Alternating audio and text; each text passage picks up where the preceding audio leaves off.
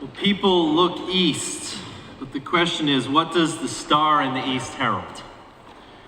That is the question of the day, an ancient question that on the surface seems of little consequence.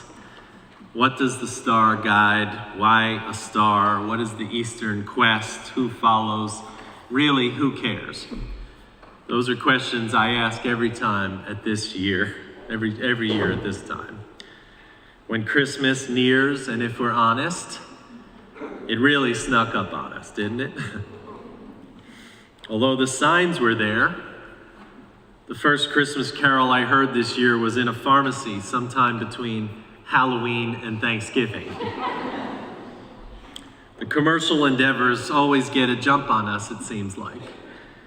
Somehow they beckon us to the season, but I think they're really trying to signal to us that we will never catch up, that we will never be enough.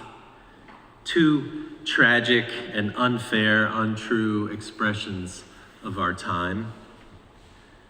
And there are other signs. The time change in November heralds a shift to the darker evenings and remind us that winter nears. No matter how much we dislike daylight savings time, the darkness descends. The time shift signals that the days will narrow, and no matter who we are, what we believe, or what we care about, the solstice will come, and we will all be in the dark, early risers and late night people alike. Another sign in our season is the hanging of the greens, our tradition that was created many years ago here in the church. Who was here last night? Oh, you? Wasn't it fun? A little hope, a little humor, young people singing to us, superheroes, I don't know. Cheer us up. But the neighborhood hanging of the greenery, the wreaths that go up before and after Thanksgiving, that's a whole nother thing. The stringing of the lights, some say, go up too early again. For some of us, we just leave up our lights all year round and then we don't worry about it. I stopped fighting the feeling that Christmas lights were too early this year and just told myself, enjoy the colors against the colorful leaves. And to tell you the truth, it works. I'm not as grumpy about it as I used to be. Each of these things in their own way has been telling us it is coming, but what exactly is coming? In the kingdom of man, that is what I call the world of human desires and duties and other human-made nonsense. What is coming is a pressure-filled month in which we rush about to parties and department stores trying to figure out what to give to people who want too much and have everything. In this way, we play into that idea that more of anything will make us happier, which we know is not true. Just drink or eat too much this week and then report back to me how happy you really are afterward. Moderation is not the kingdom of man's middle name in this season. Rather, it is something like the combination of those old sins, gluttony, envy, greed, and avarice. I call it gluttonridis, or something like that. But there's a good reason for gluttonridis. It is a season of the kingdom of man that beckons us forward. The season is really one of happy, expectant waiting. A day of joy is coming, a very human thing. It's like the birth of a newborn in a family. Preparations must be made. The happy sounds of this expectation come through and should. We are, in fact, like a family in waiting. We wait, though, not for a childbirth, but for a day, an hour, or just a few minutes of peace and joy. The birth of something intangible that we will experience. And it will come, if not in our homes, then here on Christmas Eve in the candlelight. I guarantee that moment will come. Money back guarantee that if you prepare your heart in this season, it will arrive. It will come into being in the evident things like siblings getting along, even just for a moment. Or that mystical moment where we are transfixed by the joyful glow of a candle in a child's hand or by a window. It will be there. A moment created by us over centuries.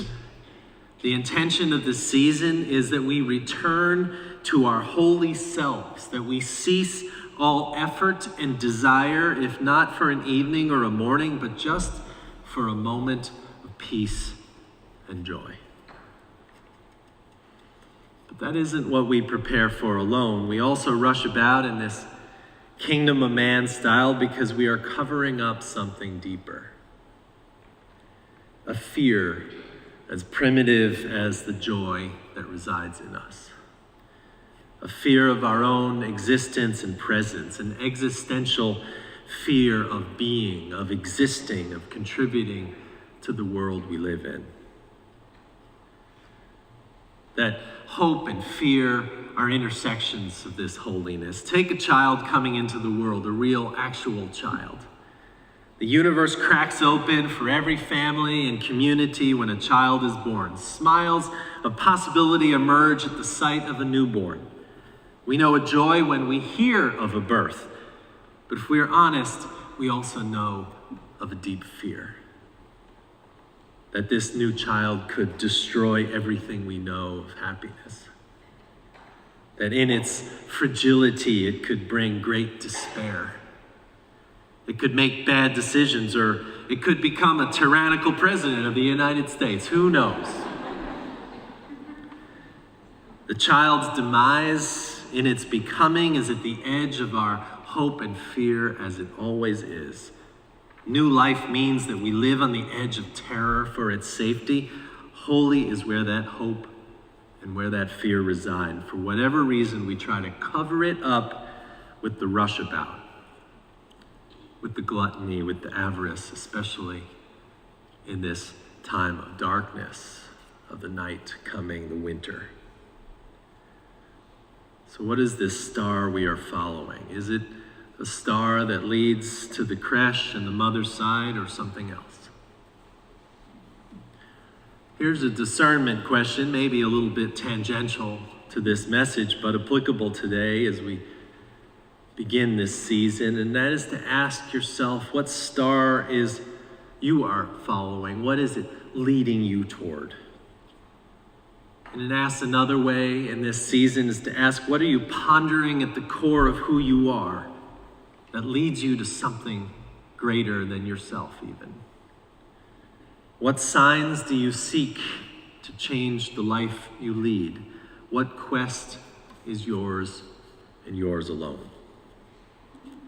If we ask these questions, each of us will have a different answer because our paths are uncommon and require of us different spiritual responses. But to welcome such questions is part of what this season is demanding of you.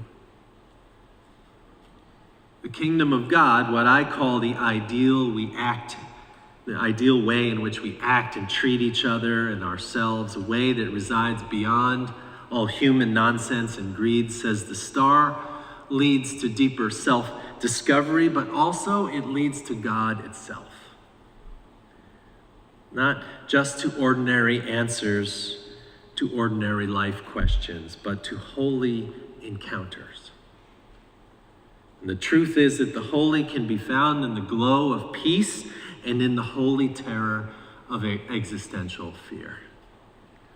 The holy is not always gentle and loving and domesticated, but rather can come to turn our lives upside down, demanding a deeper response to the events of life from us. The holy can come to transform the heart and soul. It crashes in and does not comes domesticated. It comes covered in honey and locusts and camel's hair. That's why we have the story of John the Baptist, the herald to the Jesus story. John the Baptist says, I come to present to you the Jesus story, not an image of gentility. He is the image of wild, undomesticated fear. If John the Baptist crashed into this sanctuary today, we would all take cover. We would not go and embrace him. But what he was saying was, the story is the heralding of something disturbing, not just something peaceful and loving. God is here to upturn life, to challenge the fences we put between ourselves and others, and our neighbors, our friends, our family members. God is here to crash through the border walls we keep enemies out with, to crash through and disrupt even the notion of borders, to disrupt the notion of privilege that we carry around, the privileged sorrow we compare, if we compare to those who are war-torn or running from violence, seems very trite and can give us perspective.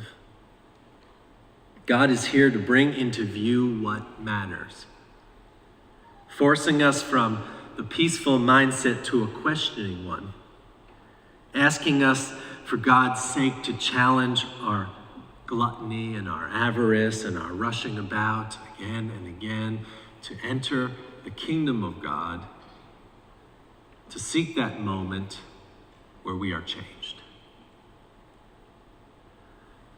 A colleague, now long dead, once said, "A burglar will threaten your possessions, but a holy man is worse. He will threaten your most treasured illusions and self-content." So the star in the east, it comes at the right time of year. It comes at an introspective time of year when we are forced inward, when the rotation of the earth slants toward the long day's night and beckons us on, not to just cuddle and comfort and seek peace, but also to ask ourselves some important questions about what matters. The star is here to ask us what we seek and why. It is there, a shining possibility that we will both find the mystical moment of joy, but also know the terrifying existential meaning of our lives. It asks us to be open to find peace, but to challenge our treasured illusions. And yes, we will participate in the holy rushabout nonetheless. We probably should anyway.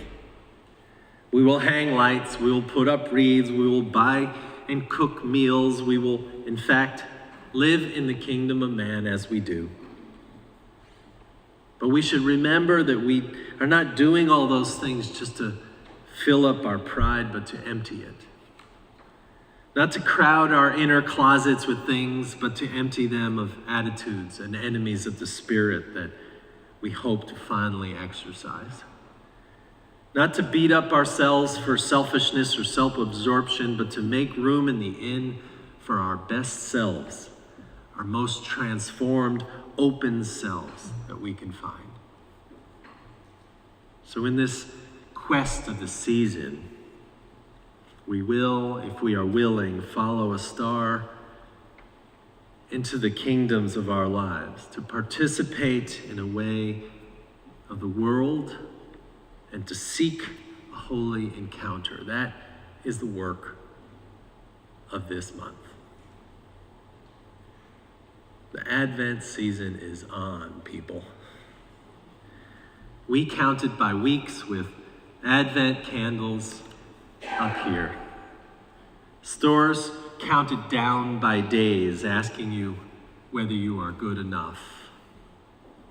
Kingdom of God, kingdom of man, we must live in its balance. But here we ask you to look for the deeper meanings, to find the deeper resources of who you are, to contribute to the world not just with ways that make people temporarily happy, but to make your heart and your soul and the hearts and souls of the people around you fulfilled. To experience God, a God that upturns our notions of ourselves. That is the work of Advent. That is the work we are about as we follow the star in the east. Let us sing together the final verse of People Look East, hymn 226.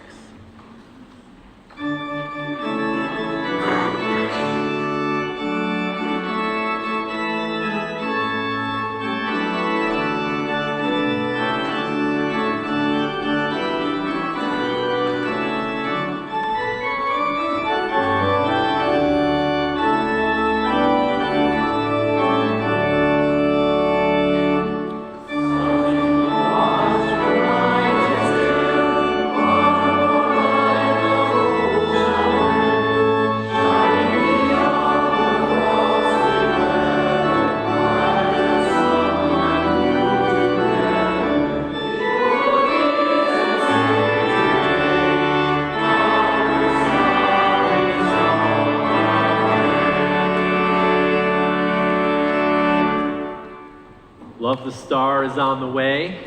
We are now all on the way in this Advent season. May it be a blessing to you. May you be as a guest in your own home and a host in everyone's life. May you open your heart to the holy encounter that is life. Go in peace. Walk softly on your path, and may God shine in you all the days of your life. Amen.